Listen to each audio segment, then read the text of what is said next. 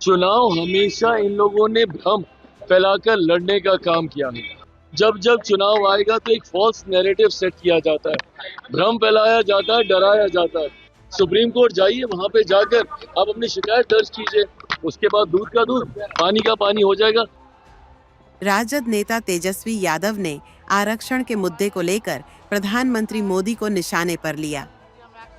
इसको लेकर पटना में लोक जनशक्ति पार्टी रामविलास के अध्यक्ष और केंद्रीय मंत्री चिराग पासवान से सवाल हुआ, जिस पर चिराग पासवान ने तेजस्वी यादव को करारा जवाब दिया और कहा कि विपक्ष भ्रम फैलाता है। चिराग पासवान ने और क्या कुछ कहा, सुनिए।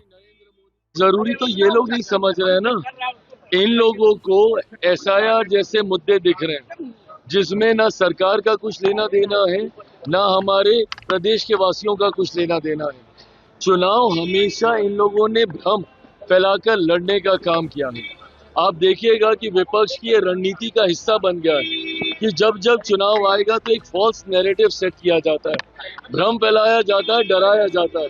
लोकसभा के वक्त तो बात की थी ना इन लोगों ने आरक्षण की, क्या बोल रहे थे कि आरक्षण समाप्त हो जाएगा, लोकतंत्र की हत्या हो जाएगी, संविधान खत्म कर दिया जाएगा।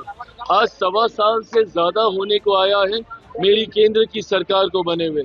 आप बताइए, प्रधानमंत्री नरेंद्र मोदी जी के नेतृत्व में किसका आरक्षण छीन लिया गया, कहाँ का संविधान खत्म हुआ, या किसकी कहाँ की लोकतंत्र की हत्या कर दी गई।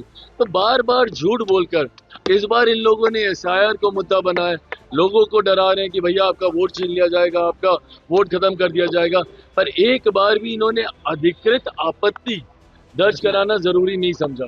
अगर ये मुद्दा आपको लगता है कि इतना ही ज्वलंत है, और अगर आपको स्वतंत्र संवैधानिक संस्था, अगर आपको चुनाव आयोग पर भी भरोसा नहीं है, तो प्रभु चाहिए तो एक बार कम से कम न्यायालय सुप्रीम कोर्ट जाइए, वहां पे जाकर आप अपनी शिकायत दर्ज कीजिए, उसके बाद दूध का दूध, पानी का पानी हो जाएगा। पर सिर्फ झूठ बोलकर भ्रम फैलाना और लोगों को डराकर वोट हासिल करने की सोच, ये रणनीति गलत है।